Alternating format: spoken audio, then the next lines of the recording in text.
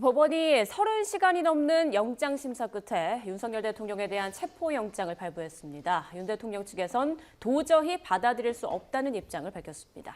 헌정 사상 처음으로 발부된 현직 대통령에 대한 체포영장. 이 법적 쟁점은 무엇인지 짚어보도록 하겠습니다. 오늘은 김광삼 변호사, 손수호 변호사 두 분과 함께하겠습니다. 어서 오십시오. 안녕하십니까? 네, 안녕하세요. 네. 자, 공조본이 영장 청구한 지 33시간여 만에 이제 법원이 윤 대통령에 대한 체포영장을 발부했는데 아무래도 법원이 좀 고심이 많이 깊었던 것 같아요. 그렇습니다. 지금 사상 초유의 일이고 그리고 또 많은 국민들이 대단히 큰 관심을 보이면서 지켜보고 있고 그리고 또 이 체포영장 발부 여부에 따라서 단순히 지금 현재 체포할 필요성이 있느냐 여부에 대한 판단뿐만 아니라 앞으로의 어떤 수사의 방향까지도 달라질 수 있는 굉장히 중요한 국면이었기 때문에 신중하게 판단을 한 것으로 보이고요. 하지만 현재 체포영장이 발부된 상황이고 또 그 후에 집행 여부에 대한 어떤 여러 가지 후속 조치가 이루어졌거나 또는 방향이 결정된 것은 아니기 때문에 앞으로도 여전히 상당한 혼란이 이어질 것으로 보입니다. 자, 체포영장이 발부가 됐고 또 이를 집행하기 위해서 별도의 대통령 관저 수색영장도 이제 공조본에서 신청을 했는데 이 부분도 법원이 발부했다고 하더라고요. 네, 일단 체포영장을 이제 집행을 하려고 하면 예.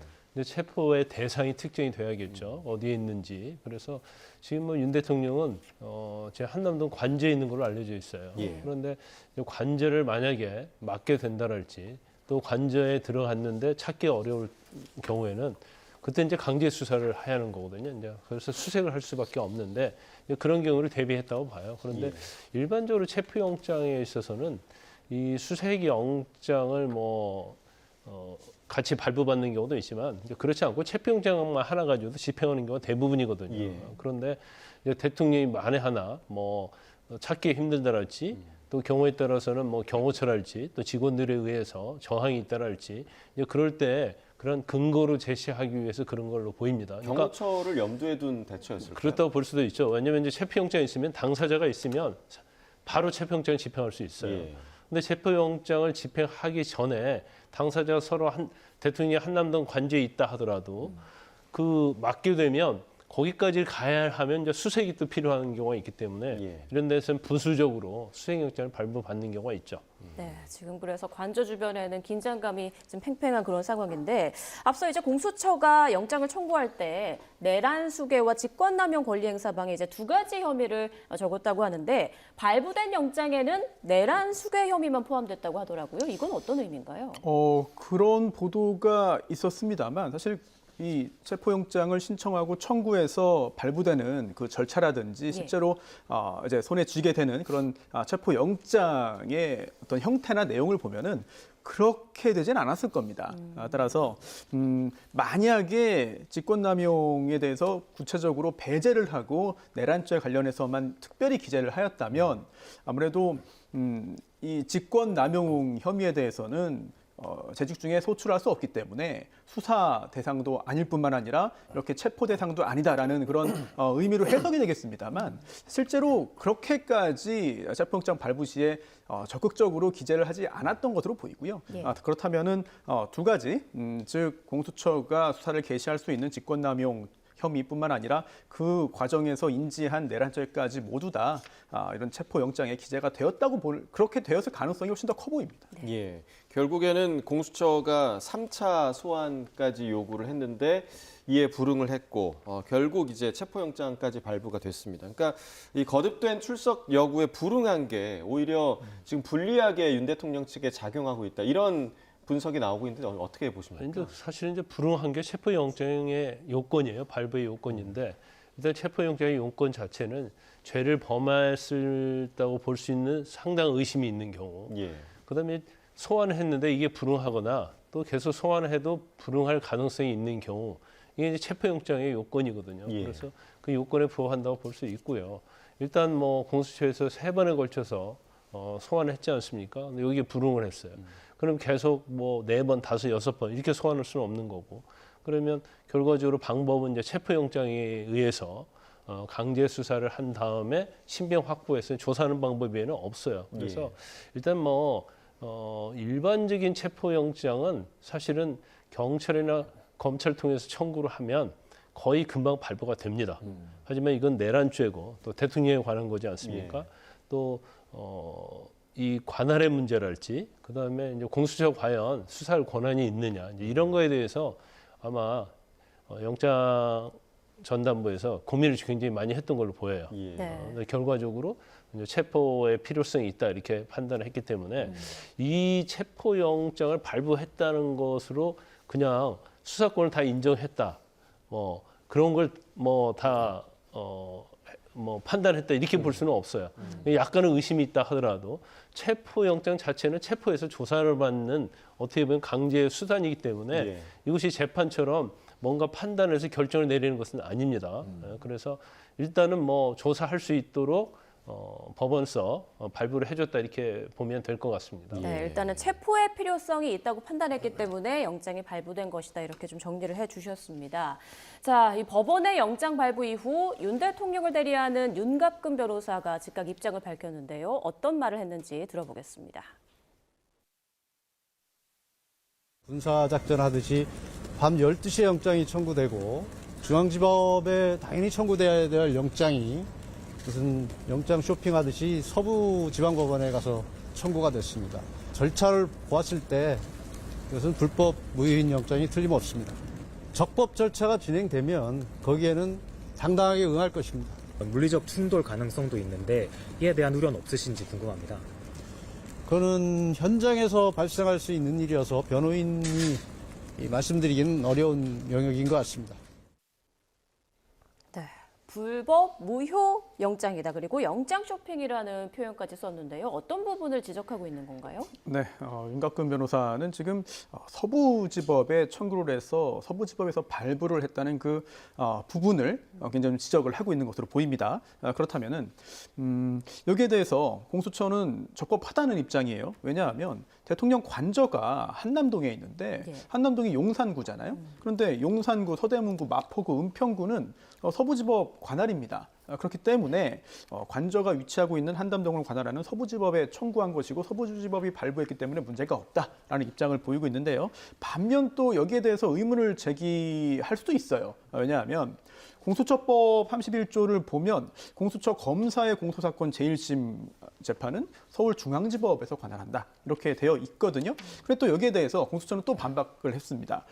단서가 있다는 거죠. 즉 범죄지나 또는 뭐 증거 소재지 등의 경우에는 관할 해당 다른 법원에 공소제기 가능하다. 그렇기 때문에 서부지법에 청구할 수 있다라는 말을 했는데 여기에 또 반박이 또 가능합니다. 왜냐하면 공수처법 31조는 공수처 검사가 공소를 제기하는 경우에 적용되는 거거든요. 그런데 지금 대통령에 대한 내란죄의 경우에는 공수처가 사건을 받아서 수사를 할 수 있지만 공소 제기를 할 수 없기 때문에 다시 검찰로 보내야 됩니다. 예. 그래서 아예 이 조항은 적용되지 않는다라고 또 재반박이 나왔습니다만 그렇다 하더라도 지금 현재 공수처가 이 관저가 위치한 곳에 관할 법원에 청구한 것이기 때문에 뭐 특별한 문제 사유는 없다라는 입장을 공수처가 보이고 있습니다. 네. 자, 이 부분에 대해서 김 변호사님 어떻게 생각하시나요? 그러니까 윤갑근 변호사가 왜 중앙지법에 영장 청구를 하지 않았냐 이런 얘기를 한 건데요.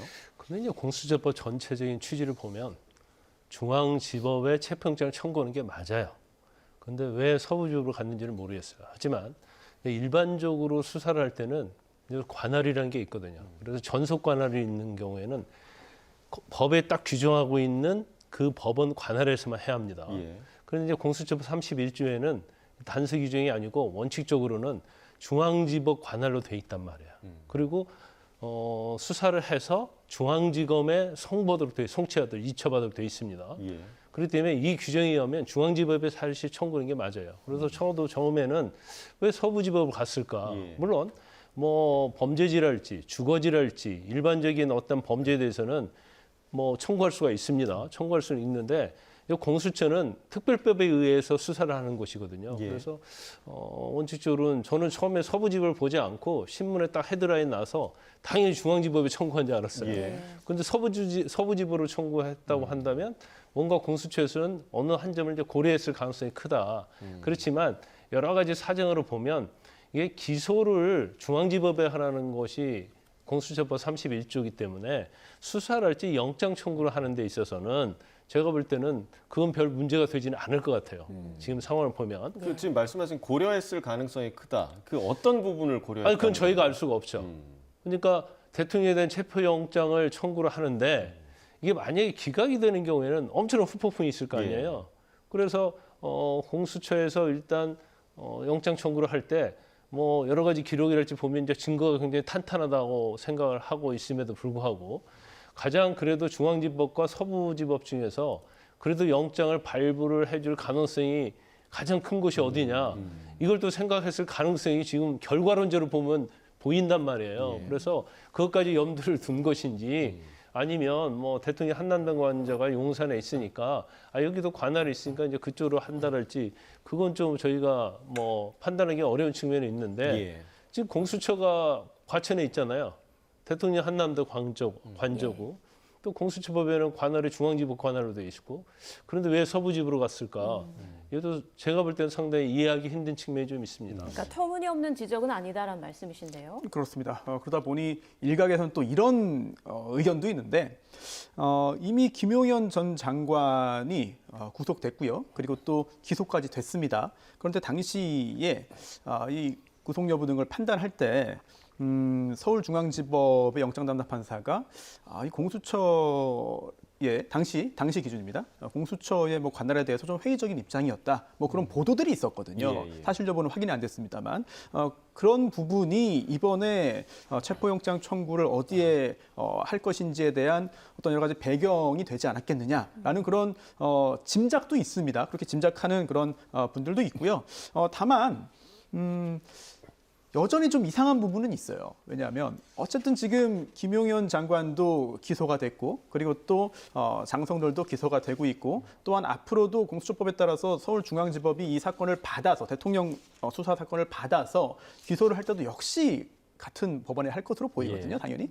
그렇다면은 이제 이치를 따져보면 순리상 중앙지법에 하는 것이 오히려 더 이상하지 않아 보였을 텐데 특별히 이렇게 서부지법에 했다는 것은 물론 공수처가 구체적으로 어느 부분에 더 비중을 두어서 판단했는지는 저희가 뭐 짐작만 할 수 있는 부분입니다만 이 수사의 어떤 적법성에 흠집을 내기 위해서 또는 이 수사가 적법하지 않다는 부분을 주장하기 위해서 이제 제시할 수 있는 하나의 빌미 정도는 충분히 되지 않을까 싶습니다. 근데요, 이런 수사는 대한민국의 역사에 처음 있는 거잖아요. 그래서 모든 사건을 수사할 때는 원리 원칙을 지키는 게 맞아요. 지금 서부지법에서 체포영장을 발부받았다 해서 이게 법적으로 문제 없다고 볼 수가 있지만 지금 이런 논란이 있을 필요가 없거든요. 지금 서부지법에서 영장 발부받았어요. 그런 다음에 이제 체포영장 이제 집행 여부가 남아 있는데 설사 체포영장 집행을 했다고 해봐요. 그러면 48시간 내에 구속영장을 또 청구해야 돼요. 그럼 구속영장을 또 어디에다 청구할 것이냐? 그러면 서부지법에 청구할 것이냐? 또 중앙지법에 청구할 것이냐? 그럼 체포영장 발부기관하고 또 구속영장 발부하는 법원이 틀려지는 경우가 있고 자, 구속이 됐어요. 또 구속이 되지 않았어요. 그러면 사건 자체를 검찰에 보내야 한단 말이에요. 검찰을 어디로 보내야 하냐면 법에 딱 정해져 있어요. 서울중앙지검으로 보내도록 돼 있거든요. 그러니까 이게 전체적으로 보면 뭔가 원리 원칙에 맞지 않고 뭔가 편법을 쓰는 것이 아니냐. 설사 이게 유법이냐 아니냐를 떠나서 그래서 이렇게 중대한 사건에 있어서는 법에 규정이 돼 있는 대로 원리 원칙을 지킨 게 맞죠. 그런데 왜 공수처가 저렇게 하는지는 좀 이해할 수 없는 측면이 있다 이렇게 말씀을 드립니다. 이 부분과 관련해서는 이제 법조계에서도 좀 여러 의견이 갈릴 것 같은데요. 또 윤갑근 변호사의 말 중에서 권력자이기 때문에 오히려 피해를 보는 상황이다 이런 말이 있었습니다. 그래서인지 윤 대통령 측에서 헌법재판소에 이제 권한쟁의 심판과 효력정지 가처분을 신청할 것이다 이렇게 밝히기도 했는데요. 이건 어떤 의미인지 좀 설명해 주시죠.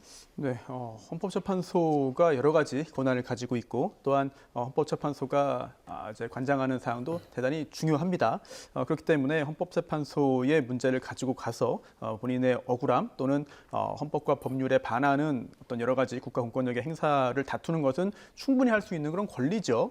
하지만 약간 의아한 부분이 있습니다. 왜냐하면 이 권한쟁의 심판이라고 하는 것은 이제 헌법상 국가기관 간에 도대체 누가 권한을 가지느냐, 즉 권한이 겹치는 경우나 아니면 또는 권한 행사에 있어서 적법하지 않은 권한 행사가 있었던 경우에 그 양 국가기관 간의 어떤 그 갈등을 해소하는 그런 절차거든요. 그런데 지금 이 사안의 경우에는 물론 대통령도 국가기관입니다만 이 체포영장 청구와 발부에 대해서 효력을 다툼에 있어서 과연 이게 이 헌법재판소에서 하는 이 권한쟁의 심판이 타당한 절차냐 여부에 대해서 상당히 좀 의문을 가질 수밖에 없고요. 그리고 또 이 체포영장의 효력에 대한 또 이제 효력 정지 가처분 신청을 했다고 하는데 예. 이거 역시 받아들여질 가능성은 사실상 없다고 보는 것이 맞습니다. 왜냐하면 과거에도 유사한 사례들이 있었어요. 즉 2012년 무렵인데요. 당시 통합진보당에 대한 여러 가지 수사가 이제 관련자들에 대한 수사가 진행됐고 또한 정당 해산까지 갔는데 그때도 당시 압수수색입니다. 압수수색 영장에 대해서 효력정지 가처분을 신청했습니다만 받아들여지지 않았거든요. 이런 것을 볼 때 물론 윤 대통령 측에서 할 수 있는 모든 수단을 동원해서 법적인 다툼을 이어나가는 것은 당연히 선택할 수 있는 것이고 또한 그에 따른 효력이 어떻게 될지 결과가 어떻게 될지는 지켜봐야 되는 것입니다만 일단 지금까지 드러난 바에 따르면 그렇게 효과가 있는 그런 대응이라고 보기는 좀 어려운 것 같습니다. 예, 자 이게 과연 권한쟁의 심판의 소재가 맞느냐 이 부분에 대한 지금 의문을 제기를 해주셨고 어찌됐든 이제 체포영장이 발부가 됐고 공수처에서는 이후에 체포가 됐을 시에 뭐 데려와서 조사를 한 뒤에 서울구치소에 수감할 방침이다 이렇게 구체적인 계획도 좀 밝히기도 했습니다. 자 그런데 이제 이 영장이 그러면 언제 집행이 될 것이냐 이게 기한이 어느 정도가 됩니까? 근데 체포영장은 기한이 7일간이에요. 예. 그래서 이제 1월 6일까지 만약에 체포를 하지 않으면 집행을 하지 않으면 이제 체포영장 효력은 없어진다 이렇게 볼 수 있고 예. 만약에 또 체포를 하려면 이제 다시 발부를 받아야 하는 겁니다. 예. 그래서 뭐 기간이 뭐 많다면 많고 적다면 적을 수가 있는데 체포영장 자체는요 집행을 하기 위해서 발부받는 거예요. 체포영장을 가지고 압박을 한다든지 딜을 하기 위해서 발부받는 건 아니거든요. 예, 예. 그래서 공수처는 당연히 체포영장 집행을 전제로 해서 아마 자체적으로 이제 플랜을 짜야 할 거예요. 일반 범죄인 같으면 뭐 그런 게 필요 없겠죠. 그렇지만 현직 대통령이고 집행 당시에 집행을 하려고 하면 또 경호처에 맡을 가능성도 있고 그러기 위해서는 또 어떻게 보면 경찰의 또 도움을 받아야 할 필요도 있고 그래서 일반 체포징의 집행하고는 상관이 이제 차원적으로 좀 다른 측면이 좀 있죠. 그렇지만 뭐 체포 영장 자체는 사실은 대상이 어디에 있는 것이 확실하다고 한다면 이건 수사를 신속하기 위해서 발부하는 거 아닙니까? 예. 그래서 시간적으로는 빠를수록 좋은 거예요. 그렇지만 아직 공수처에서는 여러 가지 좀 부담을 느끼고 있는 것 예. 같습니다. 일단 첫째는 헌정성상 초유의 일이기 때문에 또 현재 대통령에 관한 일이고 또 지금 제주항공 참사 관련 애도 기간이지 않습니까? 그래서 거기에 대한 좀 고민을 하고 있는 것이 아닌가 싶습니다. 예. 그러니까 1월 6일까지가 체포영장 시한이다라고 말씀해 주셨는데 그렇다면 체포를 하게 되면 48시간 내에 이제 구속영장 청구를 하거나 석방을 해줘야 한다고요? 네, 그렇습니다. 이 체포라고 하는 것은 구속과 달라요. 그래서 일단 수사 중에 가장 기본적이고 가장 먼저 하는 것이 피의자에 대한 출석을 요구해서 피의자가 출석할 경우에는 질문을 통해서 진술을 듣고 그에 따라서 수사를 진행해 나가는 게 순서인데요. 하지만 출석을 요구했음에도 불구하고 출석하지 않거나 또는 출석하지 않을 우려가 있는 경우에는 수사를 거기서 중단할 수는 없잖아요. 수사의 필요성이 있는 경우에는 영장에 의해서 체포를 할 수 있고 또 그렇게 체포를 한 후에는 후속 조치를 해야 됩니다. 왜냐하면 영장에 의한다 하더라도 체포를 한 후에 계속해서 이제 붙잡아 놓는다면은 개인의 기본권에 대한 중대한 침해가 될 수 있기 때문인데요. 그렇기 때문에 현행 법은 체포한 때부터 48시간 내에 구속영장을 청구해라. 네. 그렇지 않으면 즉시 석방해라라고 하고 있습니다. 따라서 이론적으로는 체포를 해서 데리고 온 다음에 진술을 듣고 그 후에 구속 필요성이 없다고 봐서 풀려나는 경우도 있죠. 하지만 적어도 지금 이 사건의 경우에는 그렇게 진행될 가능성은 배제해도 되지 않을까 싶습니다. 예. 즉 이렇게 조사를 한번 하기 위해서 여러 가지 절차를 겪었고 또 거기에 또 출석 요구에 응하지 않아서 체포영장까지 발부됐고 또 집행까지 고려하는 상황이라면 만약 체포영장이 집행이 되어서 조사가 이루어질 경우에는 구속영장을 청구할 것으로 보여요. 그리고 예. 또 이미 체포영장 관련된 부분을 준비하면서 구속영장도 상당 부분 준비를 해놓았을 가능성이 있고 더군다나 김용현 전 장관에 대해서 이미 기소가 됐거든요. 그렇다면 공소장 그 내용들 역시 상당 부분 그동안 있었던 검찰의 철저한 수사의 내용들이 담겨 있습니다. 이거 역시 공수처가 모르지 않기 때문에 구속까지 다 염두에 두고 시간적으로 차질이 없도록 준비를 해놓은 상태가 아닐까 생각되네요. 예. 네, 일단 체포영장이 언제 집행될지는 알 수 없는 상황인데 지금 대통령 관저 주변에는 팽팽한 긴장감이 감돌고 있습니다. 현장 상황 함께 보도록 하겠습니다. 네, 대통령 관저 주변 지금 한남동, 한남로 주변 모습 보고 계신데요. 네. 자, 지금 남산 1호 터널로 가는 그 고가도로가 보이고요. 왼쪽에 이제 한남로의 모습이 보이고 있습니다. 지금 굉장히 좀 차량들이 좀 많은 상황이고요. 오른쪽에 보시면 경찰 그 버스가 또 줄지어서 주차되어 있는 모습을 보실 수가 있고, 지금 이 주변이 굉장히 시민들로 많이 붐비고 있는 상황이라고 합니다. 네, 지금은 근처 CCTV 화면을 보고 계신데 지금 체포영장이 청구된 뒤부터 관저 앞에는 탄핵을 촉구하거나 반대하는 이들이 많이 좀 몰려 있었습니다. 그리고 영장이 발부되자 체포를 촉구하던 시민들은 민주시민이 승리했다 이렇게 환호를 했다고 하고요. 보수단체 회원들은 지금은 영장 무효 등의 구호를 외치면서 또 집회를 이어가고 있는 것으로 전해지고 있습니다. 도로 갓길에 경찰 승합차와 버스들이 배치돼서 만일의 상황에 대비하고 있는 그런 상황이라고 하는데요.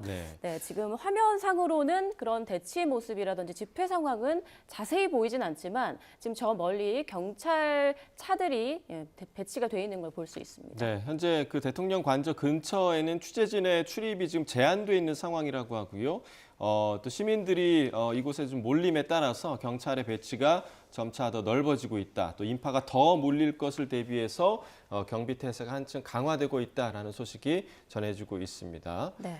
자, 변호사님, 대통령 경호처가 영장 집행 관련 사항은 적법한 절차에 따라 경호 조치가 이루어질 것이다. 이런 입장을 오늘 좀 즉각 밝혔는데 이건 어떻게 좀 이해를 하면 될까요? 정법한 절차 이건 원론적인 이야기죠. 그러니까 대통령의 경호 자체는 어떤 외부의 특히 이제 위법적인 사항에 대해서 이제 대통령을 보호하는 게 경호처의 역할 아닙니까? 그런데 지금 이 영장이 발부되고 나서 적법한 절차라고 했기 때문에 예. 저 의미가 뭔지는 잘 모르겠어요. 그런데 이제 체포영장은 법원서 발부한 거죠. 예. 그래서 체포영장 집행은 자체는 대통령의 신체에 대해서 유해를 가하는 게 아닙니다. 그러면 이건 일종의 사법부에 의해서 정당하게 발부된 영장을 집행하는 거거든요. 그렇기 때문에 이걸 방해하면 사실은 공무집행방해죄가 되는 거예요. 예. 또 경호처 직원이 여러 명이면 이때는 특수자가 앞에 붙습니다.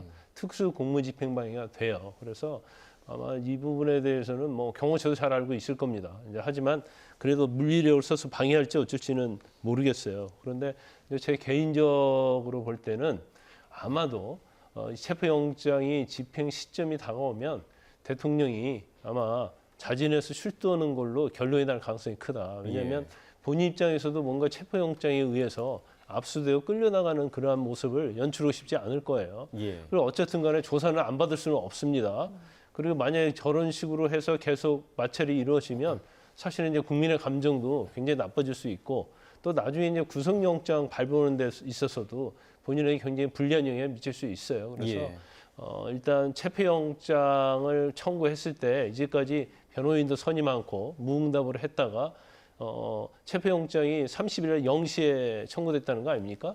그날 오후에 부랴부랴 또 변호사 선의결을 냈어요. 의견서도 내고 그런 걸 보면 예. 체포영장 발부 이후에는 그래도 적극적으로 윤 대통령이 대응할 가능성이 크다. 저는 그렇게 봅니다. 네. 자, 지금 보고 계신 화면은 이 시각 서울 한남동 대통령 관저 근처 화면을 보고 계신데 저 멀리 보시면 태극기를 흔드는 시민들이 굉장히 좀 많아 보입니다.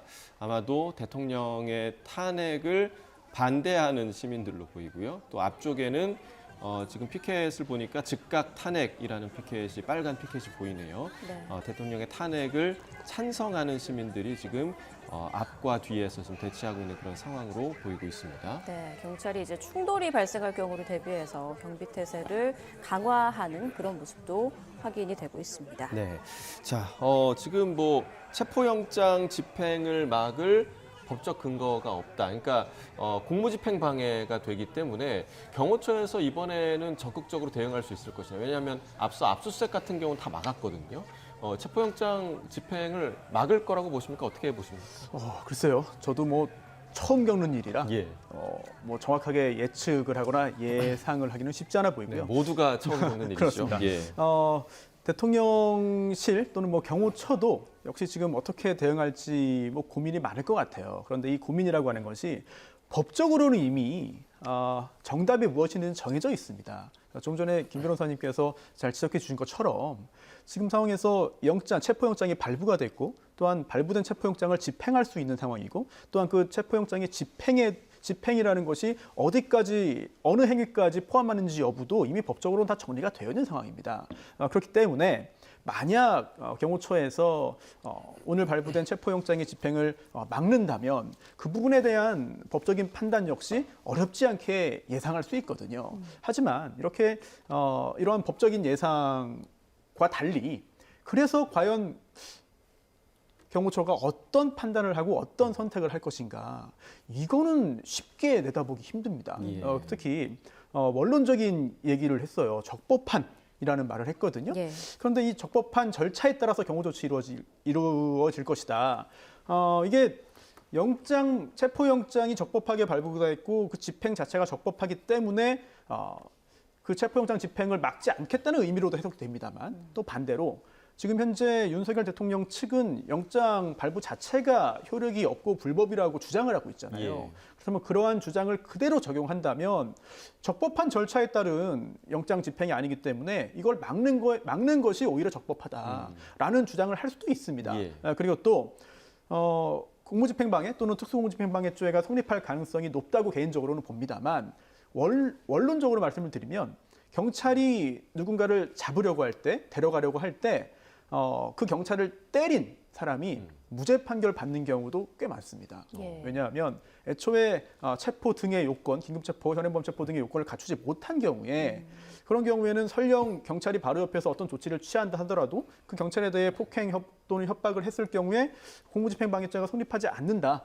이런 무죄 판단을 받는 경우도 있거든요. 예. 따라서 만약에 그런 일이 발생하면 안 된다고 봅니다만 만약에 양측의 물적인 충돌이 일어났을 때 과연 경호처의 이런 영장 집행 저지 행위가 법적으로 어떤 판단을 받을지는 예. 좀 추후에 여러 가지 단계를 거쳐야만 확인이 되겠습니다만 현재까지 드러난 것만 보면은 과연 영장 발부의 효력을 과연 부정할 수 있겠느냐, 이게 불법이고 효력이 없다고 주장할 수 있겠느냐. 윤 대통령 측은 그렇게 주장하고 있습니다만 실제로 그렇게 인정될 가능성이 그렇게 높아 보이지는 않습니다. 예. 네, 김광산 변호사께서는 어떻게 생각하세요? 이제 경호처가 계속 영장 집행을 막는다면 그 다음 어떤 장면이 연출이 될지 그리고 윤 대통령 측에서는 어떤 식으로 대응에 나설 거라고 예상하세요? 근데 첫 번째는요, 경호처에서 만약에 영장 집행을 막으면 이걸 물리력으로 뚫고 들어갈 것인지 않을 것인지를 결정을 해야 돼요. 예. 그러면 우리가 예상할 때는 경호처에서 막을 가능성이 크잖아요. 그러면 사실 이제 공수처 자체는 이걸 뚫고 들어갈 만한 인력이 없을 겁니다. 그러면 결과적으로 따지면은 이제 경찰의 도움을 받아야겠죠. 예.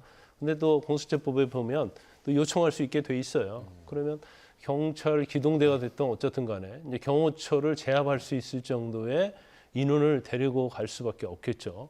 그래서 대통령에 대해서 영장 집행을 할 가능성이 상당히 크다 이렇게 보는데 아마 이 부분을 굉장히 공수처에서 부담스러워하는 걸로 보입니다. 예.